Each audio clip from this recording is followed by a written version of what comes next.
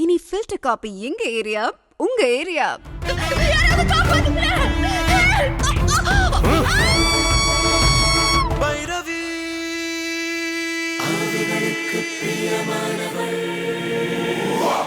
என் பேர் சுதா. நீ அங்க பாத்தியே, அவ கீதா, என்னோட தங்கச்சி. நாங்க 2 பேரும் ட்வின்ஸ். பாக்குறவங்களுக்கு எங்கள யார் அக்கா யார் தங்கச்சின்னு எங்க கண்ணை பார்த்தா மட்டும்தான் சொல்ல முடியும். எங்களுக்கு அம்மா கிடையாது, அப்பா மட்டும்தான். எங்க அப்பா பேர் தியாகராஜன், பெரிய கோடீஸ்வரர். எங்க 2 பேர் மேலேயும் உயிரையே வச்சிருந்தாரு. 2 வருஷத்துக்கு முன்னாடி கோபிங்கிறவனை எனக்கு கல்யாணம் பண்ணி வச்சாரு. ஆரம்பத்துல அவனோட குணம் எனக்கு தெரியல, ரொம்ப நல்லவன் மாதிரி நடந்துக்கிட்டான். அப்பப்போ என்கிட்ட பணம் கேட்பான். நானும் அப்பா கிட்ட போய் அவன் கேட்கிற பணத்தை வாங்கி வாங்கி கொடுப்பேன். வா சுதா வா. என்னம்மா இவ்வளவு நேரம்? அப்பா பேங்க்குக்கு போயிட்டு வர லேட் ஆயிடுச்சு. பரவாயில்ல பரவாயில்ல, பணம் கொண்டு வந்திருக்கல. கொண்டு வந்திருக்கீங்க.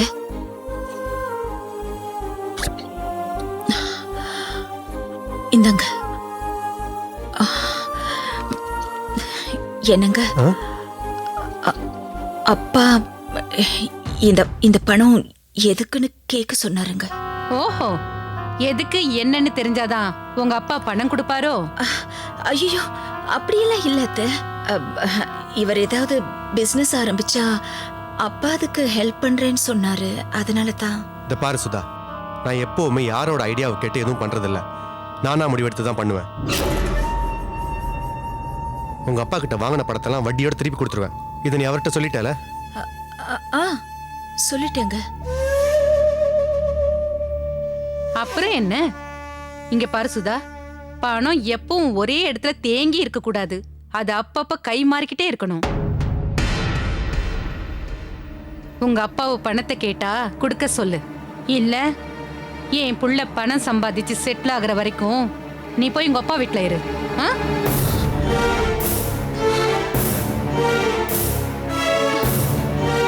ரெண்டுல எது பெட்டர்?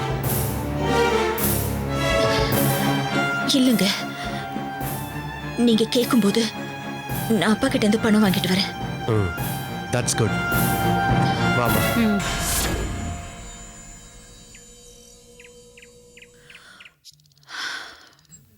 எனக்கு எப்படி அம்மா இல்லையோ, அவனுக்கு அப்பா இல்ல.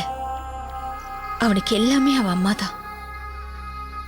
அவனோட அம்மா என்ன சொன்னாலும் கேட்பான். ஆனா அவன் அம்மா ஒரு மோசமான பொம்பளை. அம்மா புள்ள 2 பேருமே சதிக்காரங்க. ஆனா இதெல்லாம் தெரியாம எங்க அப்பா மாப்பிள்ளை சம்மந்தின்னு அவங்க மேல ரொம்ப மரியாதை வச்சிருந்தாரு. எனக்கு ஒரு நல்ல வாழ்க்கையை அமைச்சு கொடுத்துட்டு தான் நம்பிட்டு இருந்த எங்க அப்பா அடுத்ததா என் தங்கச்சிக்கு கல்யாணம் பண்றதுக்கு முயற்சி பண்ணாரு. அவளுக்கு மாப்பிள்ளை பாக்குற பொறுப்பை வேற யார்கிட்ட ஒப்படைச்சிருந்தாலும் அவளுக்கு ஒரு நல்ல வாழ்க்கை அமைஞ்சிருக்கும். ஆனா என் புருஷனை நல்லவன்னு நம்பி அந்த பொறுப்பை எங்க அப்பா அவங்கிட்ட ஒப்படைச்சாரு. மாமா, நம்ம கீதாவுக்காக சென்னையில் இருக்கிற எல்லா மேட்ரிமோனி ஆபீஸும் ஏறி இறங்கி இருக்கிறதுலே பெஸ்ட் போட்டோ செலக்ட் பண்ணி எடுத்து வந்திருக்கேன் மாமா.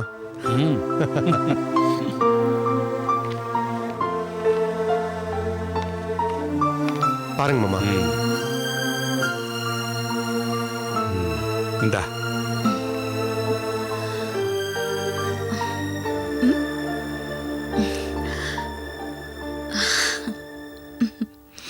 அந்த மாப்பிள்ளை டாக்டருக்கு படிச்சிருக்காரு. அம்மா இல்ல, அப்பா மட்டும்தான். இங்கேயும் அம்மா இல்ல. அதான் உங்க அபிப்பிராயத்தை கேட்கலான்னு எடுத்துட்டு வந்தேன். வேண்டாம், இந்த மாப்பிள்ளை வேண்டாம். கீதா போற இடத்துல நிறைய ஆளுங்க இருக்கணும். அவ அங்க எப்பவும் கலகலப்பா இருக்கணும். மாமா, அப்ப இந்த மாப்பிள்ளைய பாருங்க. சாஃப்ட்வேர் இன்ஜினியர், அப்பா அம்மாவுக்கு ஒரே பையன். இப்ப மஸ்கெட்ல இருக்காரு. கல்யாணம் ஆன உடனே கீதாவை மஸ்கெட்டு கூட்டு போயிடுவாரு. அப்பா, அப்படின்னு இந்த மாப்பிள்ளை வேண்டாம்ப்பா. ஏன்? பிறந்ததுல இருந்து நானும் இவ்வளவு ஒன்னாவே இருக்கோம். கல்யாணங்கிற பேர்ல எங்களை பிரிச்சிடாதீங்க. பெண்கள்னாலே கல்யாணம் ஆயிட்டா பிறந்த விட்டுட்டு போக வேண்டியதானம்மா. நான் இன்னொரு வீட்டுக்கு போறத பத்தி சொல்லலப்பா. ஒரு நாட்டை விட்டுட்டு இன்னொரு நாட்டுக்கு போக வேண்டாமேன்னு தான் சொல்றேன். ஆமாப்பா, எனக்கும் சொந்த ஊரை விட்டுட்டு போக மனசே இல்ல. ஒருத்தர் பிரிய மாட்டேங்கிறீங்க. போற போக்க பார்த்தா கீதாவையும் என்னையே கல்யாணம் பண்ணிக்க சொல்லுவீங்க போல் இருக்க. ஓ, என்ன சுதா? அவ்வளவு பயங்கரமான கற்பனை எல்லாம் எனக்கு வராதுங்க. 2 பேரும் ஒன்னாவே இருந்துட்டாங்க. பிரிக்க வேண்டாம். பக்கத்துல ஏதாவது மாப்பிள்ளை பாருங்க. நிறைய படிப்போ பணமோ வேணுங்கிறது இல்லை. நல்ல குடும்பத்தை சேர்ந்த பையனாக இருக்கணும். நல்ல குணம் உள்ளவனாக இருக்கணும். சுருக்கமாக சொல்லப்போனால் உங்களை மாதிரி இருக்கணும்னு வச்சுக்கலேன். கவலையே படாதீங்க மாமா. கீதாவோட மனசுக்கு பிடிச்ச மாதிரி உங்க பேச்சை கேட்டு நடக்கிற மாப்பிள்ளையா நானே செலக்ட் பண்ணி கொண்டு வரேன். இப்ப சுதா எப்படி சந்தோஷமா இருக்காளோ அதே மாதிரி கீதாவும் சந்தோஷமா இருக்கணும். அதான் என்னோட ஆசை மாமா.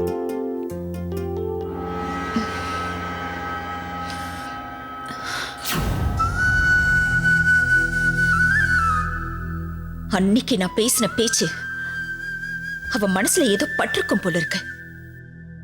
அதுக்கப்புறம் அவன் என்கிட்ட நடந்துகிட்ட விதமே சரியில்லை. அவனை பத்தியும் அவன் அம்மாவை பத்தின உண்மைகளையும் எங்க அப்பா கிட்டயும் என் தங்கச்சி கிட்டயும் சொல்லணும்னு நான் எவ்வளவு முயற்சி பண்ணேன். ஆனா முடியல. அதுக்கு நேர்மாறா என் அப்பாவும் என் தங்கச்சியும் அவங்க 2 பேர் மேலயுமே ரொம்ப மரியாதை வச்சிருந்தாங்க. அதுலயும் என் தங்கச்சி ஏதோ என் சந்தோஷத்துக்கும் நிம்மதிக்கும் அவன் தான் காரணங்கிற மாதிரி அவன் மேல ரொம்பவே மரியாதை வச்சிருந்தா. நான் வீட்டுல இருக்கும்போது அம்மாவும் பிள்ளையும் எதுவும் பேச மாட்டாங்க. நான் அப்படி கொஞ்சம் வெளியில போனா போதும் உட்கார்ந்து திட்டம் போட ஆரம்பிச்சிருவாங்க. அன்னைக்கு ஒரு நாள் அப்படிதான் அப்பாவை பார்க்க நான் போயிட்டேன். நைட் லேட்டா வீட்டுக்கு வந்தேன். அப்பா, பத்திரமா வீட்டுக்கு வந்துட்டேன்பா. சரி, நீங்க தூங்குங்க. குட் நைட் பா. ஏண்டா உனக்கு கொஞ்சம் கூட அறிவில்லையா? கீதாவுக்கு மாப்பிள்ளை பார்க்க நீ ஏண்டா துடிக்கிற? நான் என்ன பண்றது? அவ அப்பன் தானே அந்த வேலையை எனக்கு கொடுத்துருக்கான். அதுக்காக நீ மாப்பிள்ளை பார்க்க ஆரம்பிச்சிடுவியா? எவனோ ஒருத்தனை மாப்பிள்ளைன்னு அந்த வீட்டுல வச்சேன்னு வையேன், வரவன் உன்னை விட படிச்சவனா அறிவாளியா இருந்தா ஒட்டுமொத்த சொத்தையும் அவனே சுருட்டிட்டு போயிடுவான்.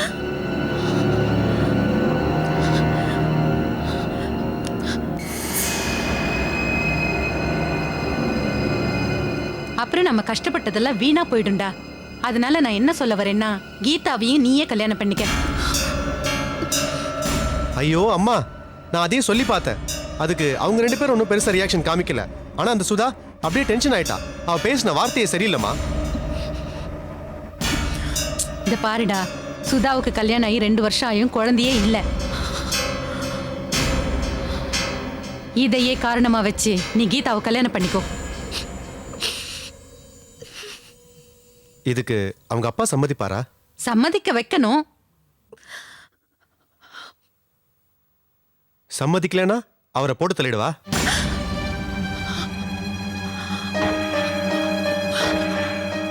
இல்லடா, அந்த ஆளு செத்தாலும் சொத்து முழுசா வராது. ஏன்னா சொத்தை 2 பொண்ணு பேருக்கும் பிரிச்சு கொடுத்துருவாங்க. அப்போ வேற வழியே இல்லையாமா? ஏன் இல்ல, ஒரு வழி இருக்கு. என்னது? பேசாம அந்த கீதாவையே போட்டு தள்ளிடு.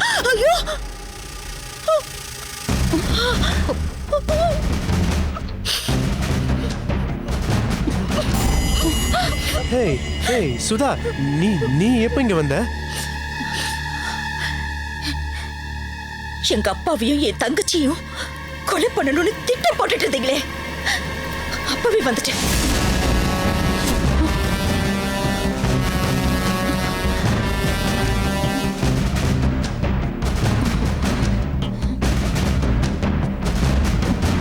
போறேன், இப்பவே எங்க அப்பா கிட்ட போறேன்.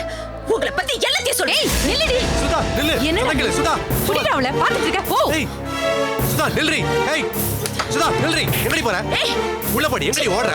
ஏய் உள்ள போடி. ஏய், இவளுக்கு எல்லா உண்மையும் தெரிஞ்சு போச்சு. இவளை ரூம்ல அடிச்சு போட்டுடா. ஏய் வாடி. ஏய் சொல்லுங்க. போட்டுடா. ஏய் நில்லுடி.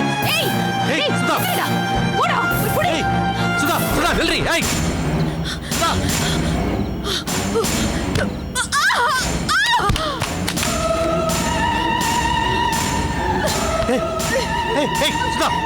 ஓடா பாக்குறேன். ஏய் ஏய் ஓடா பாக்குறேன் கிட்ட நில்றி. ஏய் நில்றி. ஏய் ஏய் அடிக்காத. ஏய் ஏய் உனக்கு நான் அவ்வளவு குறா. ஏய் நில்றி. ஏய் ஏய் ஏய் நில்றி. ஏய் டேய் எங்கடி தப்பிக்க பாக்குற? அம்மா விடாத அவள. ஏய் ஏய் டேய் இனிமே இவ உயிரோடு இருந்தா நமக்கு தான் ஆபத்து. இவ கதையை முடிச்சிடு.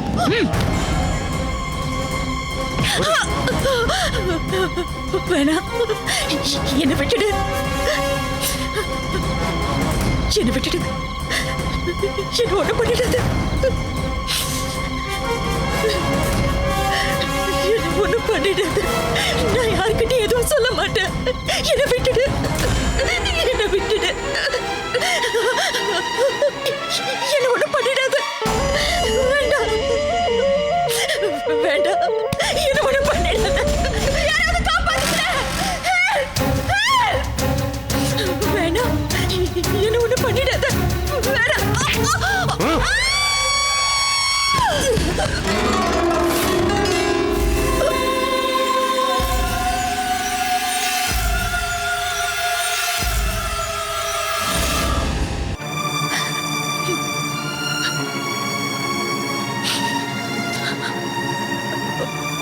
வாழ்க்கையில எத்தனையோ சந்தோஷங்களை அனுபவிக்கணும்னு ஆசைப்பட்டேன்.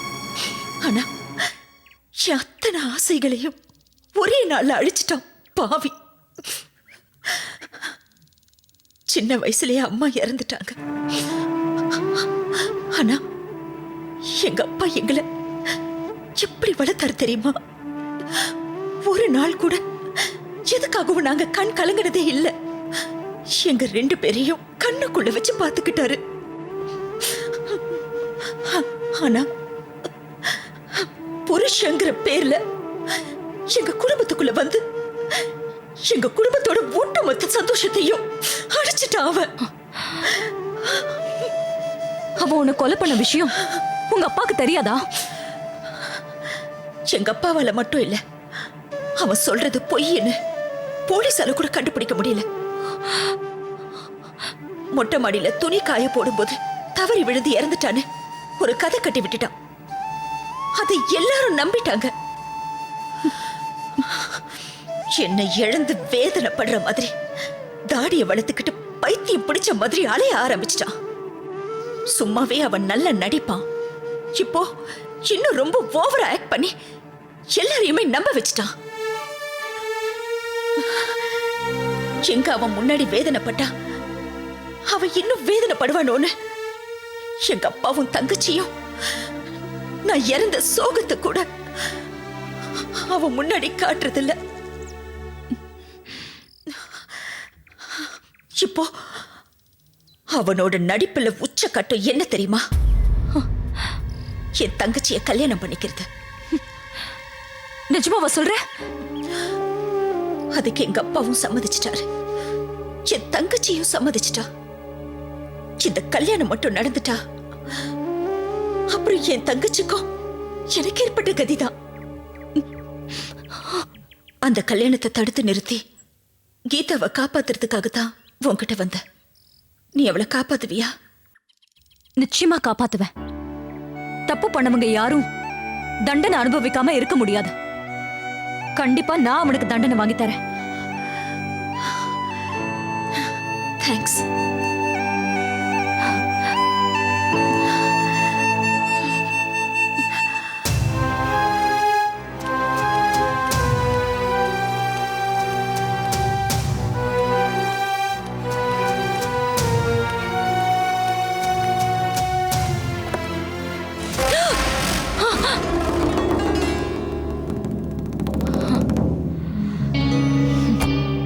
என்ன? அந்த பொண்ணோட கதையை மட்டும் கேட்டல்ல, என் கதையும் கேளு. அந்த பொண்ணுக்கு உதவி செய்யறேன்னு சொன்னல, எனக்கும் உதவி பண்ணு. என் பாடி இப்ப மார்ச்சுவரியில இருக்கு, வந்து பாரு, வந்து பாரு. இப்ப எனக்கு நேரம் இல்ல, நான் அப்புறமா பாக்குறேன்.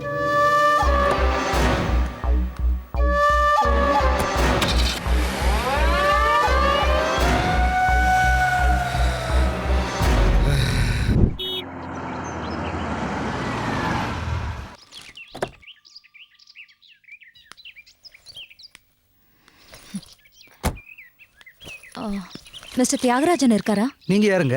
என் பேரு பைரவி. ம் ஒரு முக்கியமான விஷயமா அவரை பார்க்கணும். ஓகே, கொஞ்சம் வெயிட் பண்ணுங்க. ம், சரி.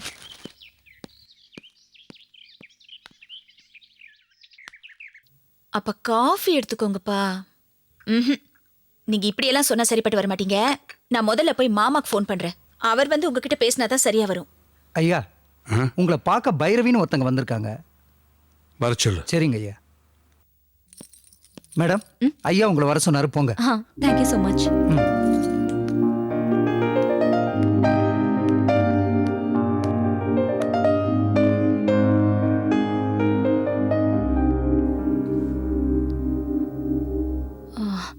மிஸ்டர் தியாகராஜன், நான் தான்.